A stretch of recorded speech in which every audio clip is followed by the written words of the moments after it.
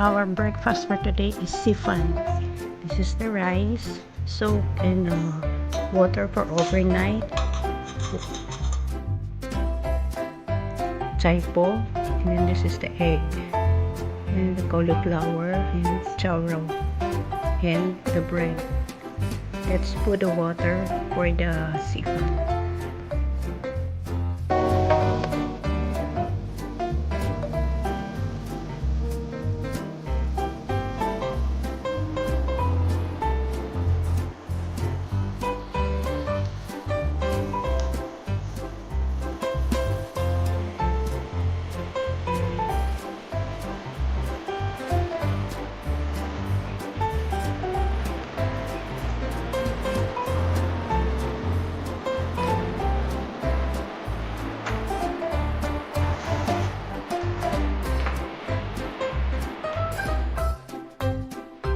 Let's cook first the rice for the zifan.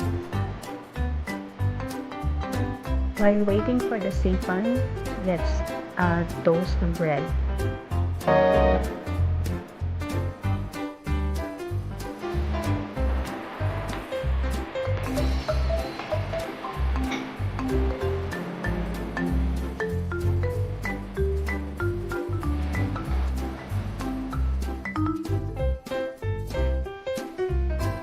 Then I'll fry first the tsaipo before the egg.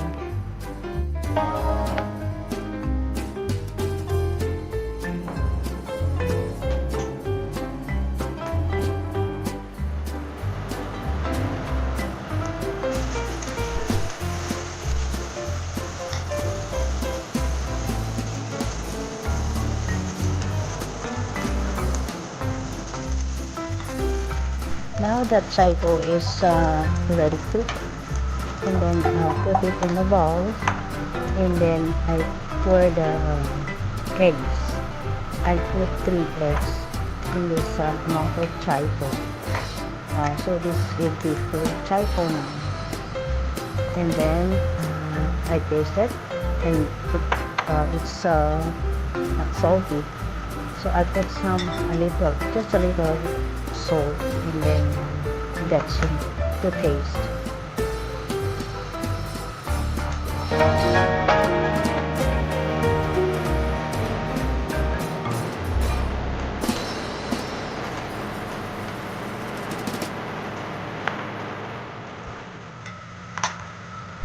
Okay, let's fry the Tsaiponang. I put the chaorow for the ground beef in the zifan first. Let's cook together.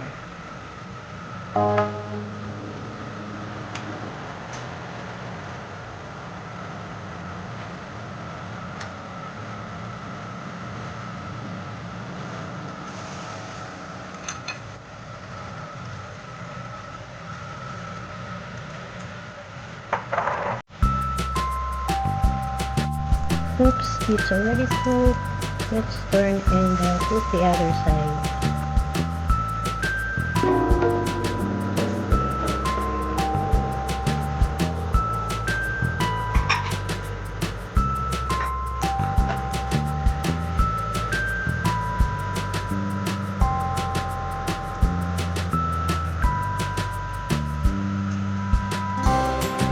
Let's turn it again.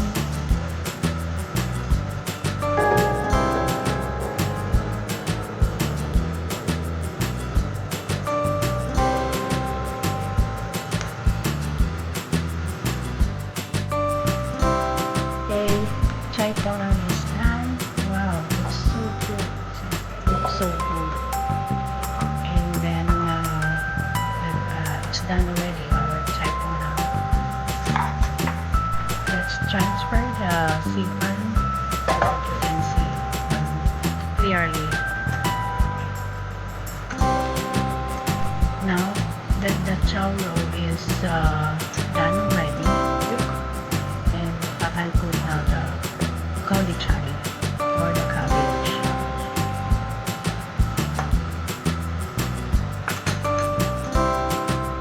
Let's add salt or yinpa, and then a little vetsin or weitsin to taste.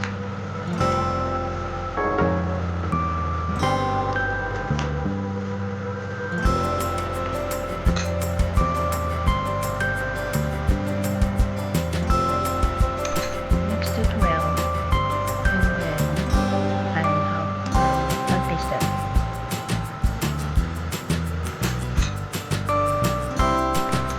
Okay, taste is good, and it's ready, almost done.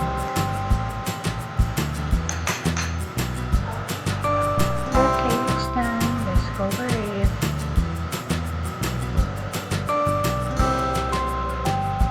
Yes, that's Naya. I will just choose half.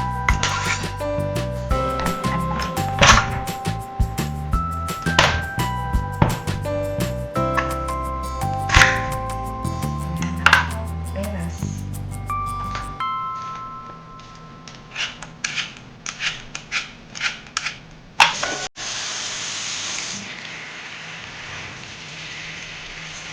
Yung salt, just salt.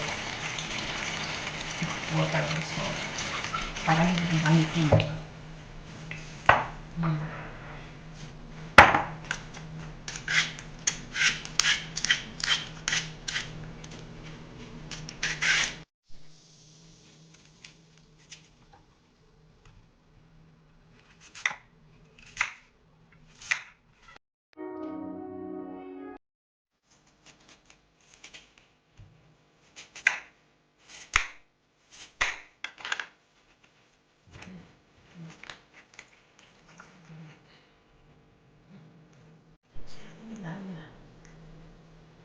Yes.